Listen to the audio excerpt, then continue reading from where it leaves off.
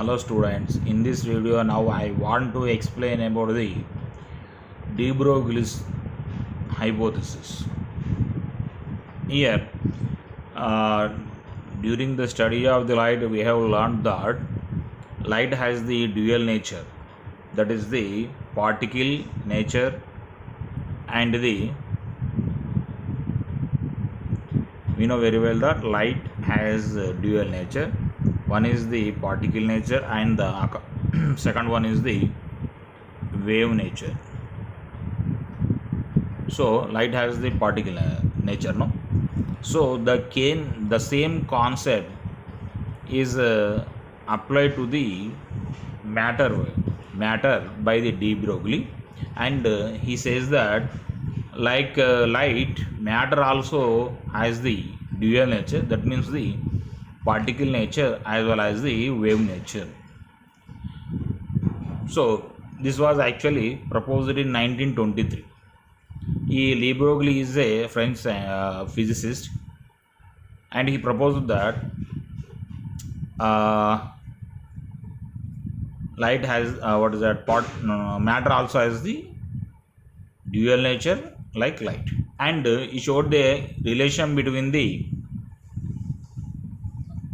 wave nature and the particle nature of the matter. We know very well that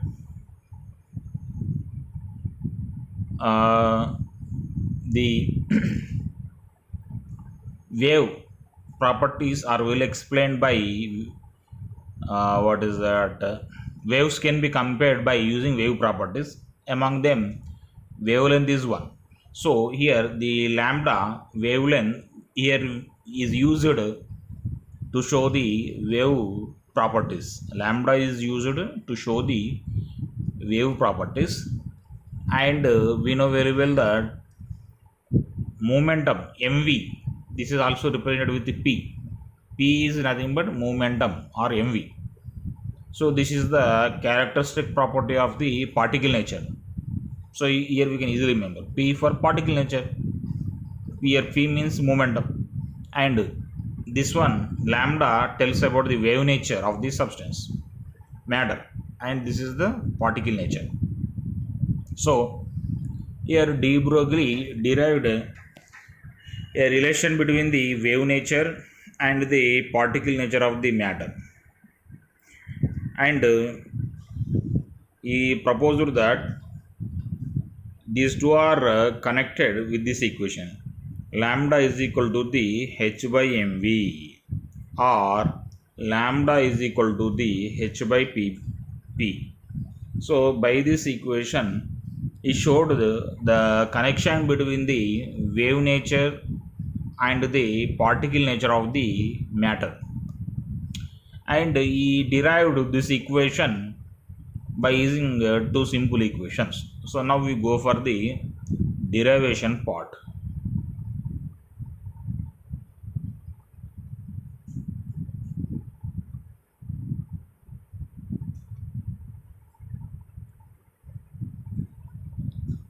So he used Planck's quantum theory and Einstein's relativity theory to derive this equation, and according to Planck's quantum theory, energy can be calculated with the equation E is equal to h nu, and we know very well that nu is nothing but c by lambda. So hc by lambda, E is equal to nothing but hc by lambda. This is according to the Planck, so we call it as the equation 1. And according to the Einstein's relativity theory or mass equivalent energy equation, we can calculate the energy by the equation E is equal to the mc square. First, this is we consider as the equation 2. Equation 1 is hc by lambda. Equation 2 is equal to the mc square. Here h is the, in the first equation, h is the Planck constant that we know very well, and c is the light velocity, and lambda is the wavelength. And in the second equation, m is the mass of the matter, and c is the light velocity. So as this both indicate the energy, so here we can make them equal. So we can make equation 1 and equation 2 equal. So as a result, what happens, now we get this equation, that is hc by lambda. This is according to the Planck's equation, equation 1, and from Einstein equation we get this equation, hc by lambda is equal to the mc square. So we can strike out 1c like this here. When we strike out that, what happens,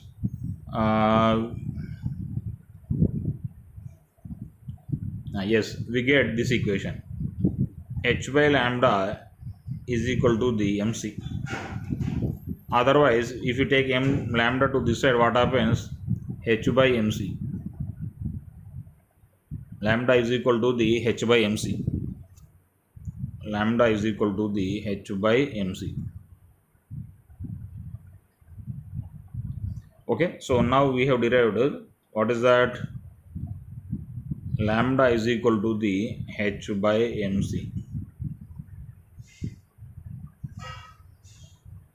But generally matter waves do not travel with the speed of the light velocity, no? So here c is replaced with the normal velocity, that is v. So now the equation becomes lambda is equal to the h by mv, lambda is equal to the h by mv. So this is the equation derived by the de Broglie, that is lambda is equal to the h by mv. This shows the relation between the wave nature of the matter and mv tells about the particle nature of the matter.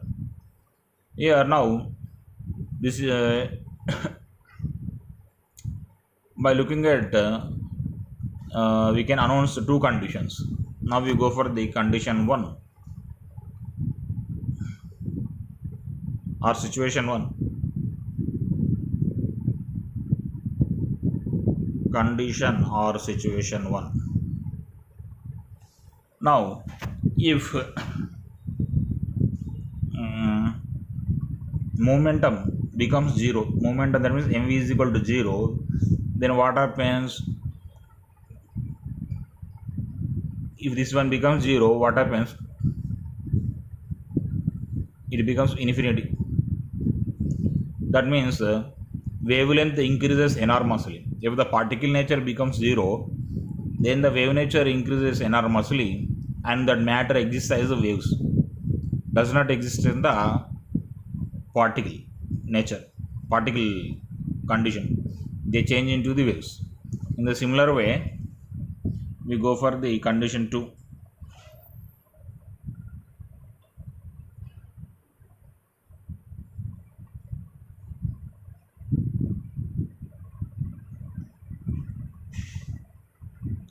Here if lambda becomes 0, then p becomes what is that, h by lambda. As a result, momentum becomes infinity. That means momentum value increases enormously and the substance gets the particle nature. So we can show this with some simple example. Look here, assume a spring like this.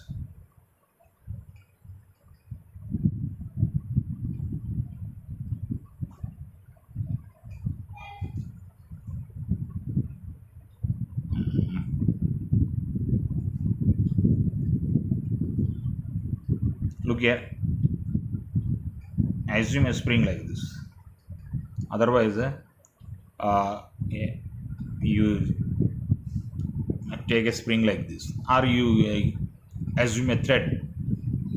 So if you expand that one, it appears in the form of waves, and if you bring close, then what happens, they appear as like a particle. So when the wavelength increases,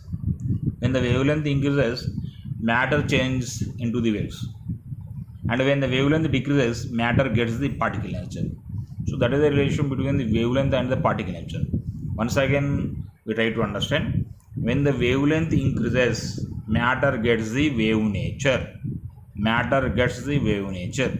When the wavelength decreases, matter gets the particle nature. That is the point we have to remember. And we know very well that the subatomic particles,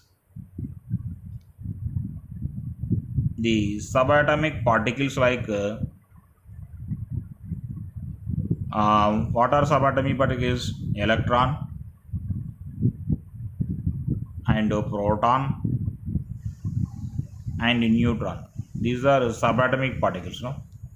So for the subatomic particles, mass is very low. Mass is very low. As a result, their momentum will becomes very less. Their momentum becomes very less. As a result, their wavelength increases enormously. As a result, they mainly show the wave nature rather than the particle nature. And when we look at the big size objects like ball, pen, car, or lorry, other things, that means the things that are visible to our naked eyes, they are large in size and their mass is high. As a result, what happens? Their momentum increases. Their momentum gets a larger value. As a result, mainly they show the particle nature rather than the wave nature. So these are the 2 points here we have to remember. The subatomic particles like electron, proton, neutron, and whatever may be the other subatomic particles, they show the wave nature rather than the particle nature. Whereas the other objects which are seen to our naked eyes have the larger mass. As a result, they have the larger lambda value. As a result, they show the particle nature. So these are the point we have to remember. And here we can do the calculations and we can understand. Here look at, so in this example beautifully explained how the electron gets the high lambda value. So by such calculations you can easily understand which type of particles will get the dual nature and which type of particles will get the wave nature.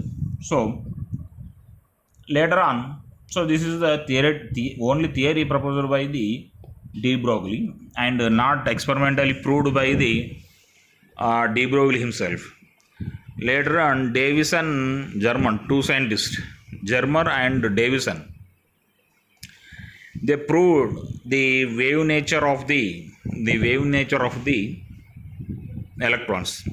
What did they do in their experiment? Means here they took a nickel prism. It is a nickel prism.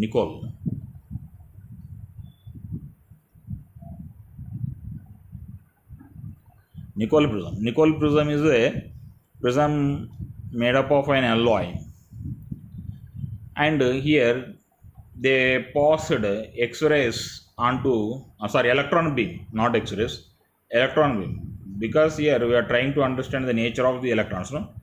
So they passed electron beam onto the nickel prism. They allowed the electron beam to fall on the nickel prism. As a result, what did they observe? Means here they observe the bright and dark bands, like this.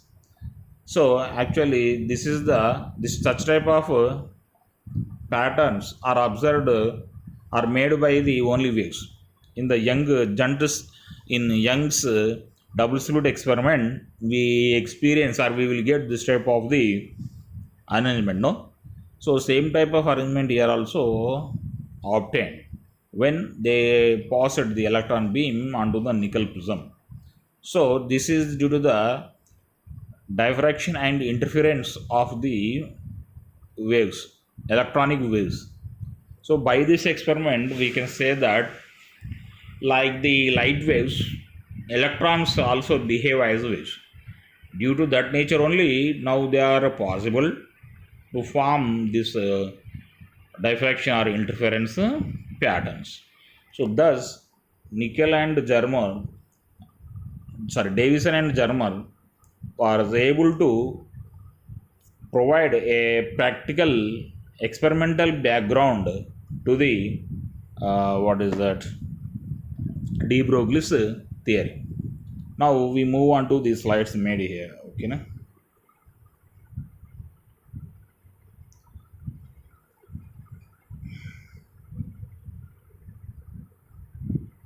So all those things which are explained by me are written in the slides, and by moving this slide slow one by one, we can understand what is there in this one,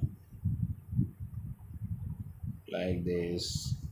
So here this is the Einstein's equation, E is equal to mc square.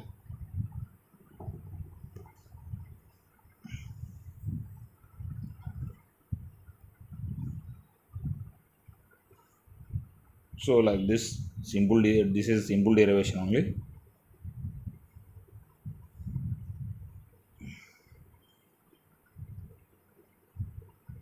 So okay, thank you.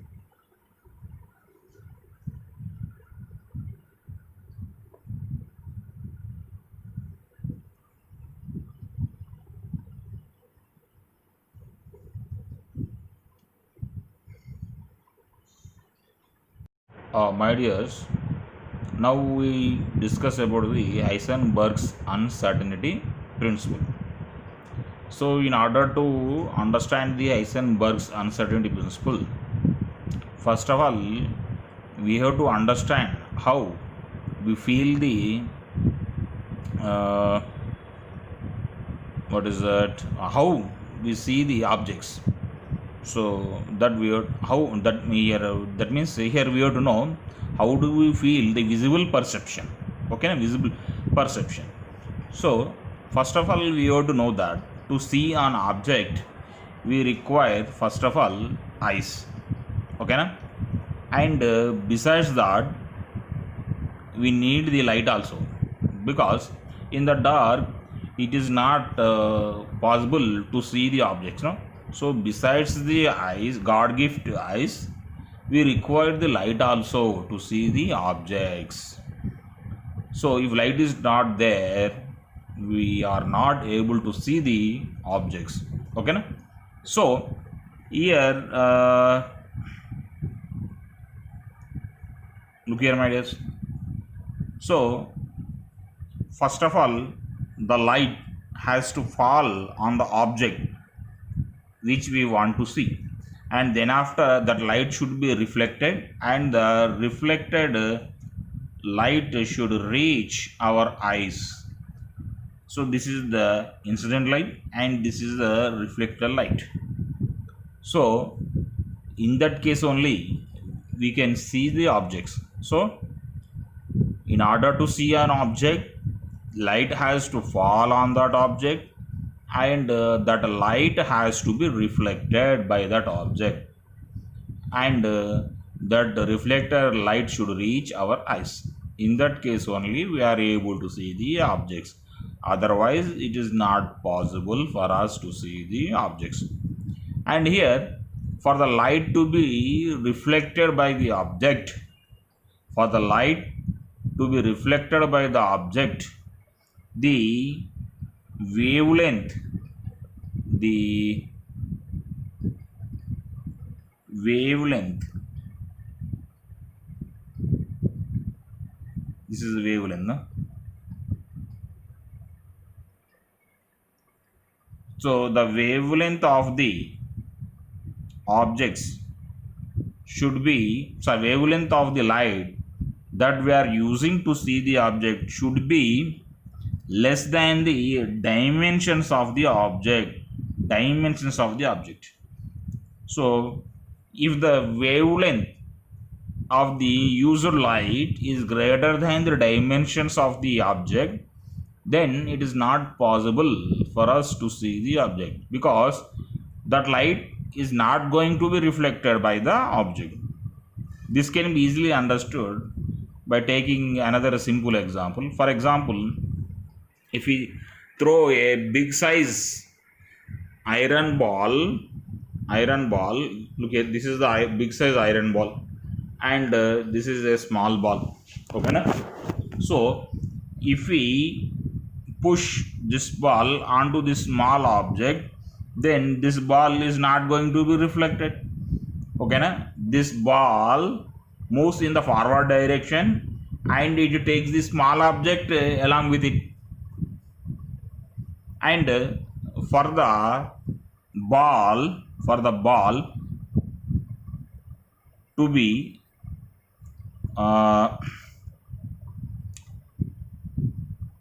to come in backward direction, the size of the ball that we are throwing, the size of the ball that we throwing should be less than the size of the object to which we are throwing it.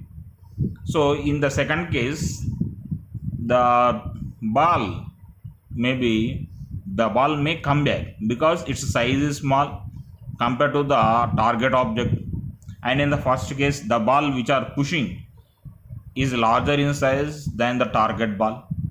So in the second case only it is possible for the ball that is thrown to come back. So in the similar way, for the light which we are using has to possess, the light that we are using to see the object should possess lower wavelength than the dimensions of the object that we want to see.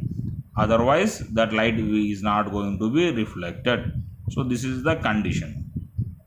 So and we know very well that the subatomic particles like electrons,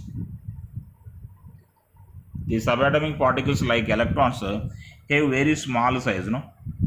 Because atoms themselves are very small in size, and the subatomic particles means their size is still smaller than the atoms, no? So to see these smaller and smaller and smaller objects, we need a light which has a very very less and less wavelength. So in that case only that light will be reflected by those subatomic particles, and we can see the objects. And according to the de Broglie equation, look at this is a de Broglie equation, that is E is equal to the hc by lambda. This is the de Broglie's equation, hc by lambda. And when the wavelength decreases, energy increases. And to see the subatomic particles like electrons, protons and neutrons, we have to use a light with very very very very less wavelength, and in that case the energy of the light becomes very very very very very high. So when this light with high energetic photons hit the subatomic particles, what happens? The subatomic particles will get large amount of energy that is transferred from the photons. As a result, the trajectory or the path of the subatomic particle immediately changes, and velocity also changes when these highly energetic photons hit these subatomic particles.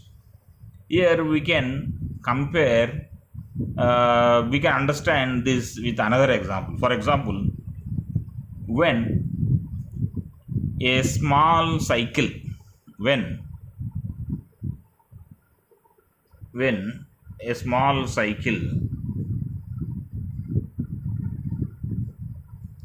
is hit by a big size lorry. Look at this is a big size lorry. When this big size lorry hits the cycle, then this cycle will be thrown to a long distance. This heavy vehicle is coming with a high velocity and is hitting this cycle. So here this high energetic vehicle is nothing but high energetic photon. High energetic photon.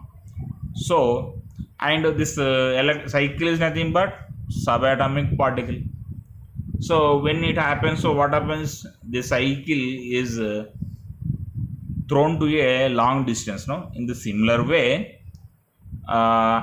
similar. What is that? The same is the case in the matter of the in the respect of what is that? That same thing happens in case of the subatomic particles also. So this same situation is formulated in an equation by Heisenberg, and that principle or that equation is known as the Heisenberg's uncertainty principle. Heisenberg's uncertainty principle. So he says that it is impossible. Now I write the Heisenberg's uncertainty principle. It is impossible. It is impossible. It is impossible. I'm sorry, I write once again.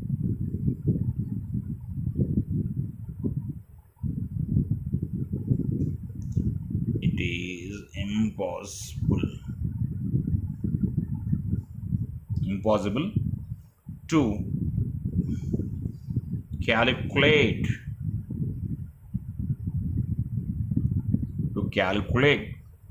the velocity, or otherwise we can call it as the momentum also, because if we know the velocity we can easily calculate the momentum.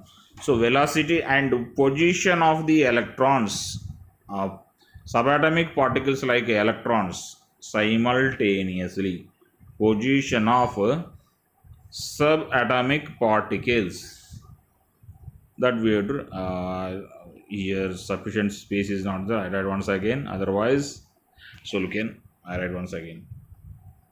It is Ramachandra Prabhu.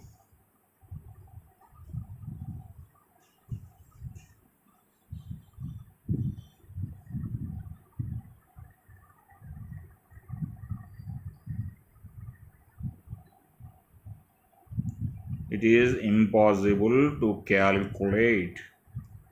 Sir, I write the symbol. Instead of writing everything, I write symbol. Velocity, and here we are designating the position with respect to the axis, so that's why I am writing here x. So x is the position on the x-axis. So it is impossible to designate to calculate the velocity v and position of the subatomic particles like electrons simultaneously. Simultaneously means at the same time. It is not possible for us to calculate the position and velocity of the electron at the same time. So this is known as the Heisenberg's uncertainty principle. It is impossible to calculate speed or velocity, sorry, not speed, velocity of the electron. Sorry, okay, it says speed also, okay. Speed of the electron and position of the electrons simultaneously. And he showed with an equation. So that equation is like this. Look here. Delta x into delta v is greater than or equal to the h by 4 phi m. Here delta x means uncertainty in the position. Uncertainty. So here we are not certain about the place of the subatomic particles. So that's why here we call it as the uncertainty in the position. That means definitely or correctly we are not able to say the position. No? So that's why we use the uncertainty. And delta v is the uncertainty in the velocity or in the speed. Uncertainty. With certainty, we are not able to say the exact value. We are not able to calculate the exact value. So that's why we call it as the uncertainty in the velocity delta v. And here we know h is the Planck constant, and we know the phi value, that is 22/7, and m is the mass of the electrons, mass of the subatomic particles, not only electrons, subatomic particles. Now here two cases arise. Case 1. So if we know the exact speed of the electrons, then what happens to the position here we can see. So when the speed is known exactly or definitely, then what happens? Uncertainty in the speed becomes zero, because we are able to decide, calculate with certainty. So delta v becomes 0, and we can take the delta v here.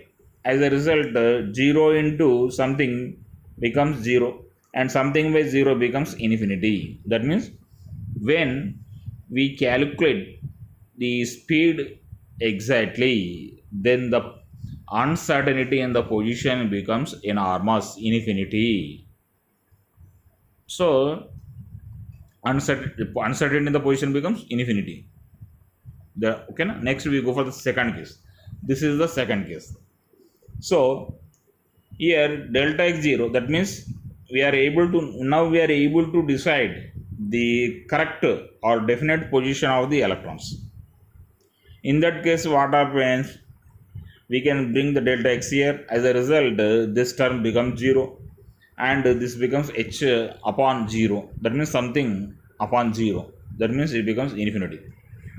That means whenever we know the exact position of the electrons, the uncertainty in the velocity becomes infinity.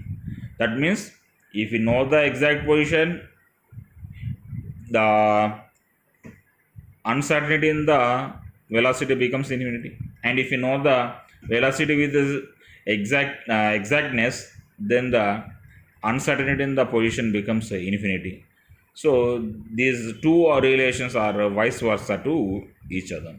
So this is the relation said by the Heisenberg. So according to Heisenberg, we are not able to calculate the position and the velocity of the electrons exactly and simultaneously. So we have to depend on the probability. In order to calculate the position of the subatomic particles like electron. And according to de Broglie, subatomic particles like electrons have the wave nature. So here these 2 points we have to remember. According to de Broglie, subatomic particles like electrons have the wave nature, and according to Heisenberg's uncertainty principle, subatomic particles like electrons, we have to depend on the probability. So from Heisenberg's principle, here we use the probability to decide the position of the electrons, and according to de Broglie, we use the wave nature. We apply the wave nature to the electrons. These 2 points we have to remember.